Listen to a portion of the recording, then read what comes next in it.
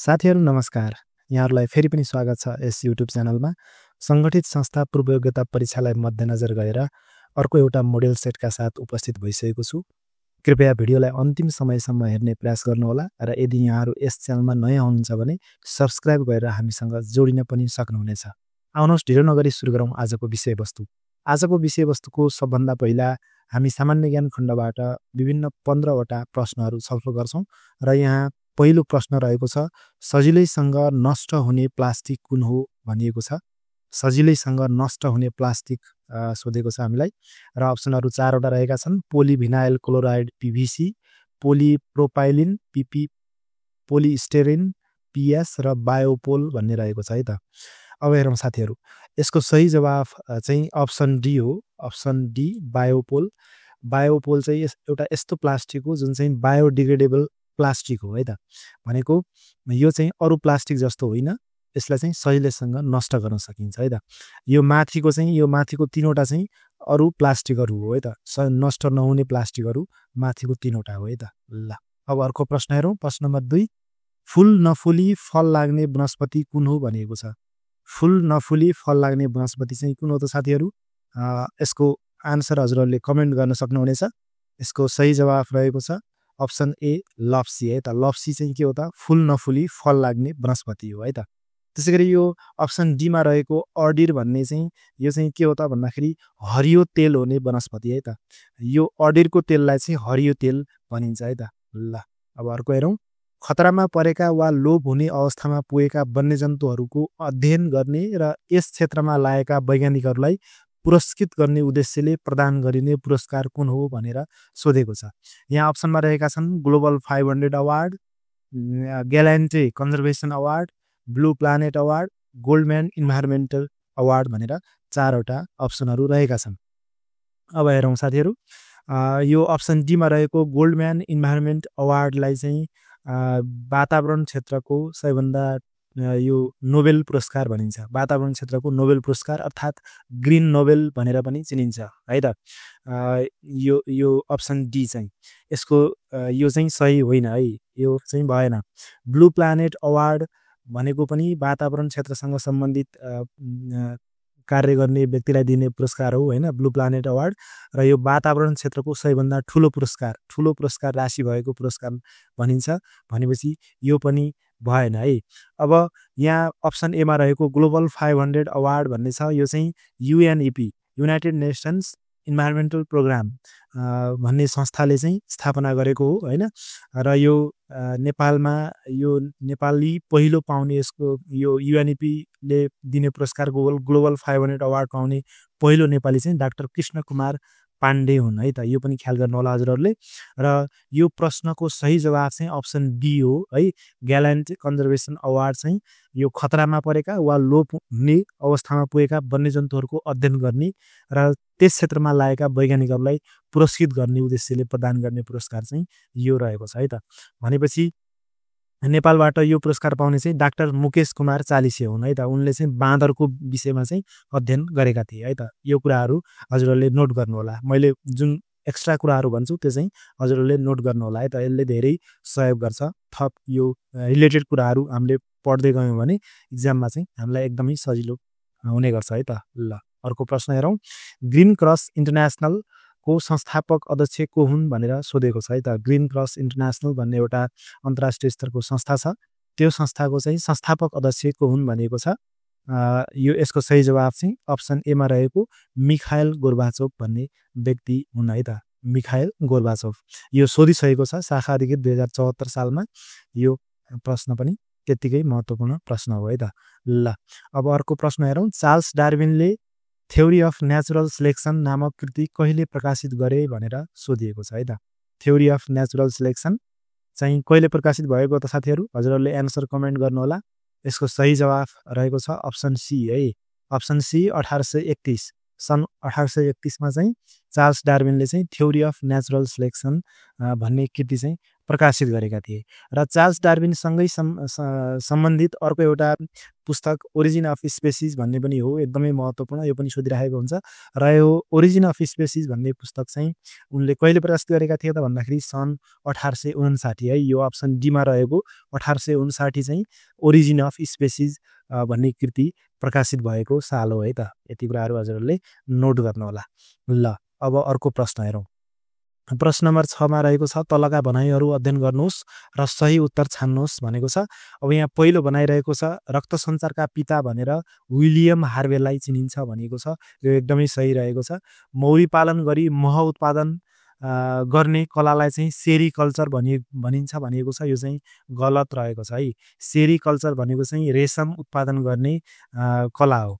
रेशम उत्पादन गर्ने रेशम खेती गरिने कुरालाई चाहिँ सेरिकल्चर भनिन्छ भने मौरी पालन गरी मह उत्पादन गर्ने कलालाई चाहिँ एपिकल्चर भनिन्छ है त।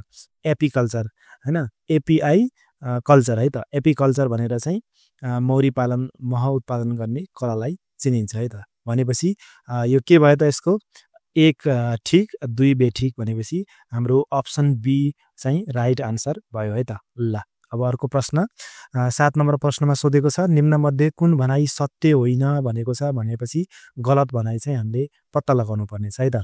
यान्त्रिक शक्तिलाई विद्युत शक्तिमा परिवर्तन गर्ने यन्त्रलाई डाइनामो भनिन्छ, एकदमै ठिक रहेको छ हैन। डाइनामोले चाहिँ यो चाहिँ डाइनामो घुमेर चाहिँ विद्युत उत्पादन हुन्छ हैन। साइकलहरुमा हुन्छ डाइनामो, यो कुराहरु ख्याल गर्नु होला। यो चाहिँ सही रहेको छ है। त्यसैगरी यो अर्को रहेको छ ध्वनिको तीव्रतालाई डेसिबल एकाइमा नापिन्छ, यो पनि एकदमै सही रहेको छ। ध्वनिको तीव्रतालाई डेसिबल एकाइमा नापिन्छ। चियामा पाइने तत्त्वलाई निकोटिन भनिन्छ भनेको छ, यो चाहिँ गलत रहेको छ है साथीहरु। चियामा पाइने तत्त्व चाहिँ टेनिन हो। टेनिन चाहिँ चियामा पाइने तत्त्व हो। निकोटिन चाहिँ यो सुर्तीमा पाइने है। यो निकोटिन भनेको चाहिँ के हो त साथीहरु? सुर्तीमा पाइने तत्त्व हो। भनेपछि यो चाहिँ गलत रहेको छ। भनेपछि हाम्रो उत्तर चाहिँ सही 7 को सी भयो है। 7 को सी चाहिँ सही जवाफ भयो। अब अर्को अप्सन पनि हेरिहालौं। फोटोको नेगेटिभमा सिल्भर ब्रोमाइड है। सिल्भर ब्रोमाइड भन्ने रसायन हुन्छ है। यो पनि एकदमै महत्त्वपूर्ण सोधिराखेको हुन्छ। फोटोको नेगेटिभमा हुने रसायन कुन हो त भनेर सोध्छ। सिल्भर ब्रोमाइड चाहिँ फोटोको नेगेटिभमा हुने रसायन हो है त। ल त्यसैगरी जङ्गबहादुरको समयमा नेपालको प्रशासनिक संयन्त्रलाई कति इकाइमा विभाजन गरिएको थियो भनेको छ। यसको सही जवाफ रहेको छ 69 वटा है त। 69 वटा, अप्सन बी यसको राइट आन्सर हो। 69 वटा प्रशासनिक संयन्त्र त्यतिखेर प्रशासनिक इकाइमा विभाजन गरिएको थियो हैन। यो 35 अप्सन ए मा रहेको यो सुरुको 35 चाहिँ राणा शासन कालमा चाहिँ 35 वटा प्रशासनिक क्षेत्रमा विभाजन गरेको थियो। राणा शासन कालमा भनेपछि 35 मा लाउनु होला र जङ्गबहादुरको समयमा भनेपछि 69 वटा लाउनु होला है त। यसको सही जवाफ चाहिँ अप्सन बी रहेको छ। ल अब अर्को हेरौं। घनघस्याको उकालो काट्दा भन्ने एउटा निबन्ध छ। त्यो निबन्धका लेखक को हुन् भनिएको छ। यसको सही जवाफ रहेको छ अप्सन डी है त। अप्सन डी चाहिँ तारानाथ शर्मा चाहिँ घनघस्याको उकालो काट्दा भन्ने निबन्धका रचयिता हुन् है त। त्यसैगरी यहाँनिर अप्सनहरु अरु पनि रहेका छन्, जस्तै सुधीर शर्मा पनि साहित्यकार हुनुहुन्छ। उहाँको एउटा प्रख्यात कृति चाहिँ प्रयोगशाला रहेको छ हैन। अनि विजय कुमार पाण्डेको चाहिँ खुशी भन्ने रहेको छ। त्यसैगरी नारायण वाग्लेको चाहिँ पल्पसा क्याफे भन्ने उपन्यास रहेको छ। ल त्यसैगरी अर्को प्रश्न हेरौं। बालकुरा चाहिँ कुन जातिले बोल्ने भाषा हो भनेको छ है त। बालकुरा चाहिँ कुन जातिले बोल्ने भाषा हो भनेको छ। यसको सही जवाफ रहेको छ अप्सन डी बरामो है त। बरामो भन्ने जातिले चाहिँ बालकुरा भन्ने भाषा बोल्दछन् है। अब यहाँनिर अप्सन ए मा रहेको कुसुन्डा जातिले बोल्ने भाषालाई चाहिँ पार्सी भनिन्छ है। यो ख्याल गर्नु होला, हजुरले नोट गर्नु होला। कुसुन्डा जातिले बोल्ने भाषालाई चाहिँ पार्सी भनिन्छ। लोहमी जातिले बोल्ने भाषालाई लोहकेत भनिन्छ, लोहकेत है। अनि राजवंशी जातिले बोल्ने भाषालाई चाहिँ ताजपुरिया भनिन्छ है त। यो कुराहरु पनि हजुरहरूले नोट गर्नु होला है त। ल अब अर्को प्रश्न हेरौं। प्रश्न नम्बर 11 मा योग्य पिताका सुयोग्य छोरा भनेर कसलाई चिनिन्छ भनिएको छ है त। योग्य पिताका सुयोग्य छोरा भनेर चाहिँ बहादुर शाहलाई चिनिन्छ है त। बहादुर शाह को हुन् त साथीहरु? बहादुर शाह चाहिँ को हुन् त भन्दाखेरि पृथ्वीनारायण शाह र उनकी कान्छी रानी नरेन्द्र लक्ष्मीका कान्छा छोरा हुन् है त। बहादुर शाह चाहिँ त्यसैले योग्य पिता भनेको पृथ्वीनारायण शाहका सुयोग्य छोरा बहादुर शाह भनेर यसरी भनिन्छ है त। योग्य पिताका सुयोग्य छोरा भनेर बहादुर शाहलाई चिनिन्छ। ल अब अर्को प्रश्न हेरौँ। मेन कम्फ हैन, मेन किम्फ नामक विश्वविख्यात कृति कसको हो भनिएको छ। यसको सही जवाफ रहेको छ, यसको सही जवाफ एडोल्फ हिटलर, अप्सन सी यसको राइट आन्सर हो है त। यो मेन किम्फ भनेको चाहिँ मेरो सङ्घर्ष भन्ने हो हैन। हिटलरको बारेमा अरू कुराहरू जान्नु पर्दाखेरि चाहिँ हिटलर अस्ट्रिया अस्ट्रिया देशमा चाहिँ जन्मेका थिए। अस्ट्रिया है, र यिनले शासन गरेको देश चाहिँ जर्मनी हो। जर्मनीमा यिनको शासनकालमा यिनको पार्टीको नाम चाहिँ नाजी पार्टी रहेको थियो है, त्यो पनि ख्याल गर्नु होला, नाजी पार्टी। ल यति भइसकेपछि अर्को प्रश्न हेरौँ। प्रश्न नम्बर 13 रहेको छ। प्रश्न नम्बर 13 मा रहेको छ कोशी सम्झौता कहिले भएको थियो भनिएको छ है। कोशी सम्झौता चाहिँ कहिले हो त साथीहरू, यसको उत्तर हजुरहरूले कमेन्टमा लेख्नु होला। कमेन्टमा लेख्दा पनि हजुरहरूलाई धेरै कुराहरू याद हुन सक्छ हैन, त्यही भएर कमेन्टमा चाहिँ लेख्नु होला है त। कोशी सम्झौता कहिले भएको थियो त साथीहरू? कोशी सम्झौता चाहिँ विक्रम सम्वत 2011 साल वैशाख 12 गते भएको थियो है। 11 साल वैशाख 12 है। यो 2016 मङ्सिर 19 चाहिँ यो मिति चाहिँ पनि महत्त्वपूर्ण छ र यसमा भएको चाहिँ गण्डक सम्झौता हो है। गण्डक सम्झौता चाहिँ 2016 मङ्सिर 19 मा भएको हो। कोशी सम्झौतामा चाहिँ नेपालका तर्फबाट महावीर शमशेर र इन्डियाका तर्फबाट, भारतका तर्फबाट चाहिँ गुरीलाल चन्द भन्ने व्यक्तिले चाहिँ यसमा हस्ताक्षर गरेका थिए है। यो पनि हजुरहरूले ख्याल गर्नु होला। ल अब अर्को प्रश्न हेरौँ। प्रश्न नम्बर 14 महाभारत पर्वतको सबैभन्दा उच्च शिखर कुन हो भनिएको छ है। महाभारत पर्वतको सबैभन्दा उच्च शिखर दोलखाको सैलुङ, ललितपुरको फुलचोकी, काठमाडौँको शिवपुरी, कैलालीको गारबा भनेर 4वटा अप्सन राखिएको छ। अब यसको सही जवाफ चाहिँ रहेको छ दोलखाको सैलुङ है त। दोलखाको सैलुङ चाहिँ के हो त? महाभारत पर्वतको सबैभन्दा उच्च शिखर हो है त। त्यसैगरी यो ललितपुरको फुलचोकी चाहिँ काठमाडौँ उपत्यकाको सबैभन्दा अग्लो टाकुरा हो है। काठमाडौँ उपत्यकाको सबैभन्दा अग्लो टाकुरा चाहिँ ललितपुरको फुलचोकी हो। त्यसैगरी यो कैलालीको गारबा चाहिँ चुरेको सबभन्दा अग्लो टाकुरा हो है। चुरे पर्वतको चाहिँ सबभन्दा अग्लो टाकुरा चाहिँ कैलालीको गारबा हो। यो पनि हजुरहरूले नोट गर्नु होला। ल अब अर्को प्रश्न हेरौँ। प्रश्न नम्बर 15 मा रहेको छ एस्कर, ESKER हैन। एस्कर भनेको के हो भनिएको छ है त। एस्कर भनेको के हो त साथीहरू? एस्कर भनेको यो अप्सन बी मा रहेको है त। यसको सही जवाफ अप्सन बी हो। हिमनदीले थुपारेको बालुवा र हैन ढुङ्गाद्वारा निर्मित घुमाउरो सर्प आकारको श्रेणी हैन जस्तो बनाएकोलाई चाहिँ के भन्छ त? एस्कर भन्छ है त। यस्तो खालको हैन, यो अग्लो होचो पनि हुनसक्छ, साँगुरो हुनसक्छ। यस्तो आकारको जुन श्रेणी भन्छ यस्तो खालको हैन, यसलाई चाहिँ के भन्छ त? एस्कर भन्छ है त। एस्कर भन्छ। यो हजुरहरूले ख्याल गर्नु होला है त। ल अब हामी अर्को खण्डतर्फ लाग्छौँ। अर्को खण्डमा चाहिँ कार्यालय तथा सार्वजनिक व्यवस्थापन बाट प्रश्नहरू रहनेछन्। यहाँहरूलाई भिडियो चाहिँ कस्तो लाग्दैछ साथीहरू? यदि उपयोगी लाग्दैछ भने कृपया यो भिडियोलाई लाइक गर्नु होला, च्यानललाई सब्स्क्राइब गर्नु होला र आफ्नो प्रतिक्रिया चाहिँ कमेन्टमा राख्न नबिर्सनु होला है त। ल अब फेरि विषयवस्तुतर्फ लागौँ। प्रश्न नम्बर 16 मा रहेको छ नेपालको सङ्घीय शासन प्रणाली अनुसार जिल्ला हुलाक कार्यालय है। जिल्ला हुलाक कार्यालय कुन सङ्घीय इकाइ अन्तर्गत पर्दछ भनिएको छ। जिल्ला हुलाक कार्यालय चाहिँ कुन सङ्घीय इकाइ अन्तर्गत पर्दछ भनिएको छ। यो चाहिँ यसको सही जवाफ रहेको छ साथीहरू, सङ्घीय कार्यालय अन्तर्गत पर्छ है त। यो किन त भन्दाखेरि नेपाल सरकारका जति पनि मन्त्रालय छन् त्यो मध्ये एउटा सञ्चार तथा सूचना प्रविधि मन्त्रालय भन्ने छ हैन। यो अन्तर्गत चाहिँ हुलाक आउँछ है। सञ्चार तथा सूचना प्रविधि मन्त्रालय अन्तर्गत चाहिँ हुलाक आउँछ।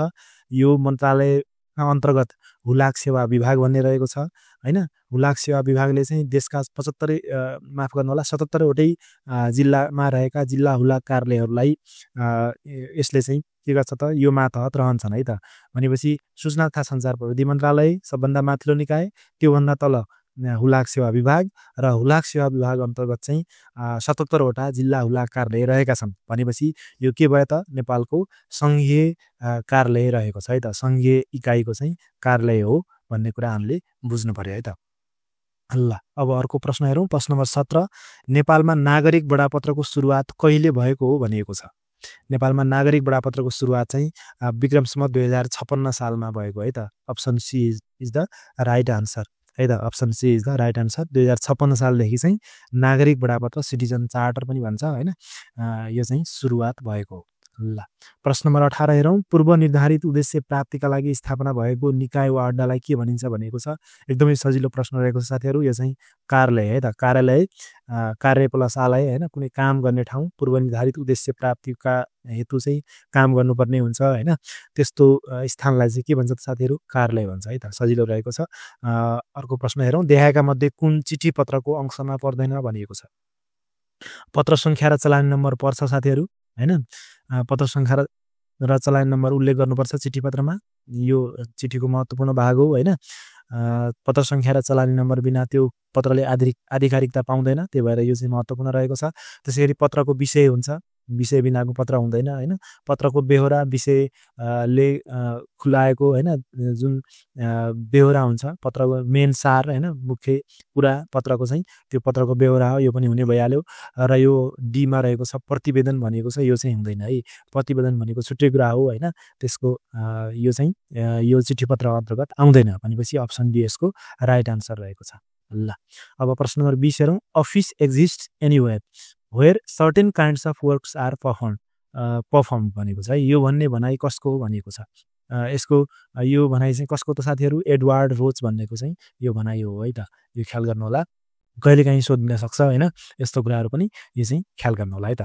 ल साथीहरू अब अर्को खण्डतर्फ लाग्छौँ हामी। सार्वजनिक संस्थान सम्बन्धी ज्ञान खण्डबाट चाहिँ हामी प्रश्नहरू हेरौँ। यसमा 21औं नम्बरमा रहेको प्रश्न रहेको छ। आम व्यक्तिहरूले वित्तीय साधनको प्रयोग, त्यसमा हुने जोखिम निर्धारण, वित्तीय स्रोतको परिचालन गर्न योजना, बजेट, बचत, ऋण, लगानी सम्बन्धी सबै प्रकारको जानकारीलाई के भनिन्छ भनेको छ। यो चाहिँ के रहेको छ साथीहरू, यसको सही जवाफ वित्तीय साक्षरता है त। फाइनान्सियल लिटरेसी भन्छ हैन।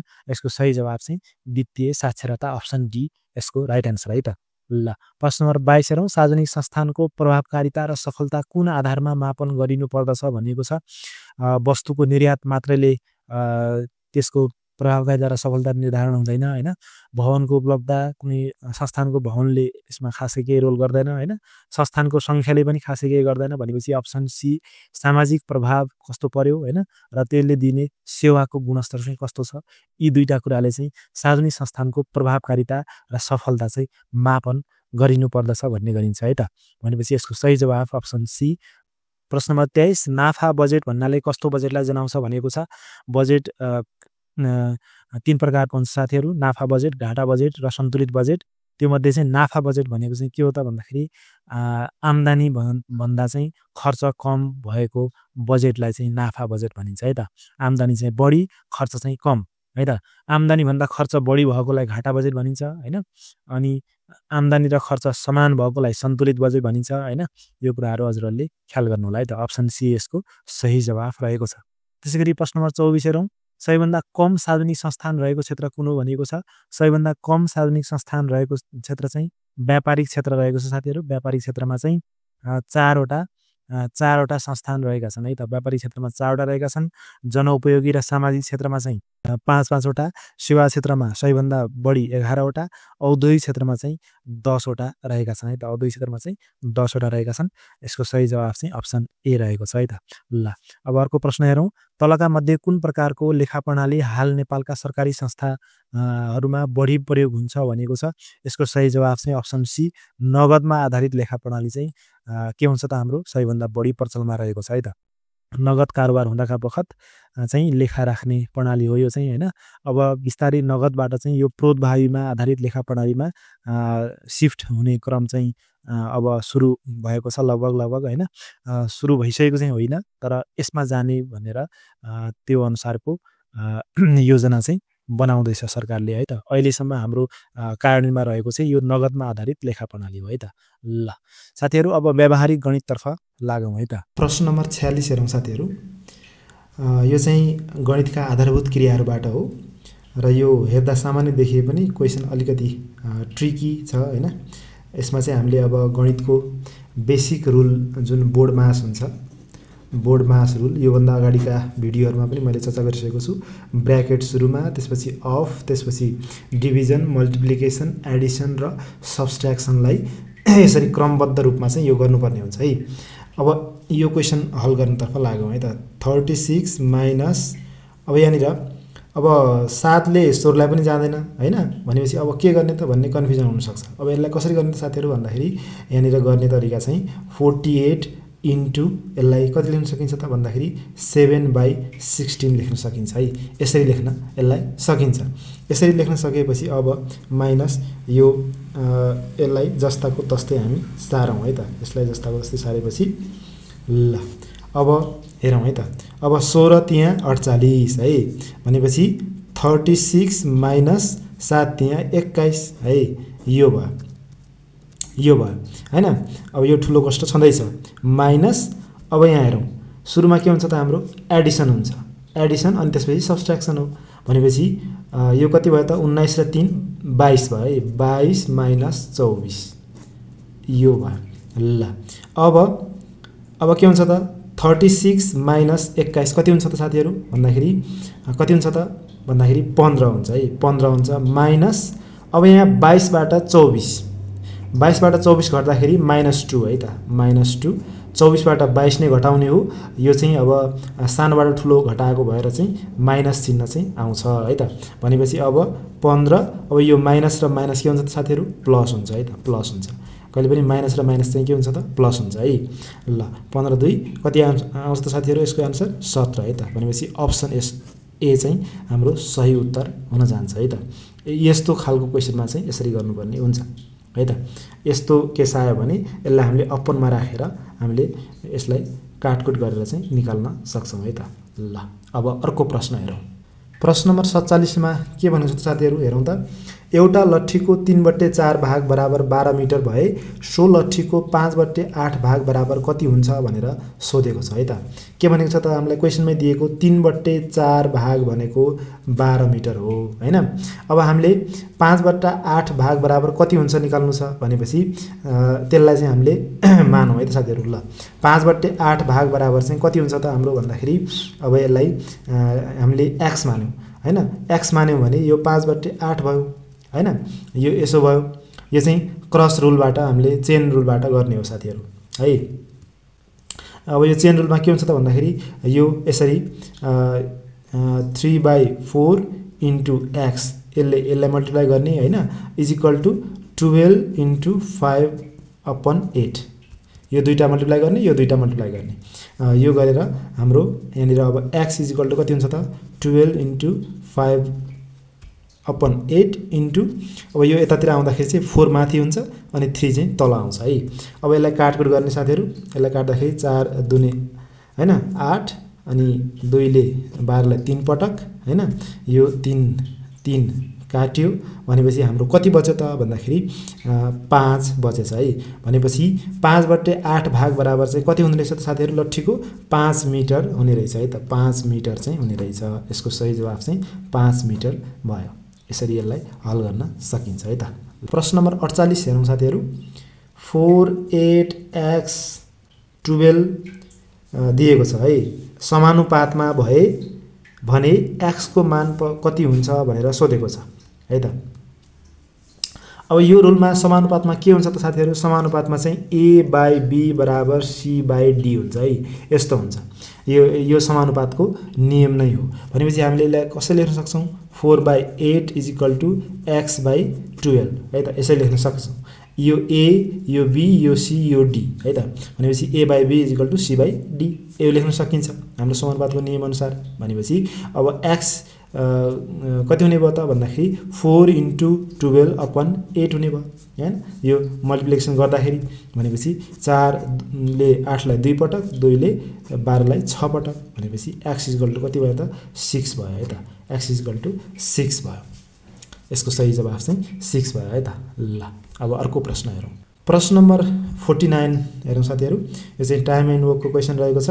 p q र r ले कुनै काम क्रमशः 20 40 र 60 दिनमा गर्छन्। यदि p ले उक्त काम 5 दिन गरेर छाड्यो हैन क्यूले काम सकिनुभन्दा 5 दिन पहिले छाड्यो भने उक्त काम कति दिनमा सकियो भनेर सोधेको छ है त। अलिकति ट्रिकी छ साथीहरु, तर हामी यसलाई गर्छौं, यसलाई सजिलोसँग गर्छौं। अब यो हामीले योभन्दा अगाडिको भिडियोहरुमा पनि यो एक दिनको काम चाहिँ निकाल्न जानिसकेका छौं साथीहरु।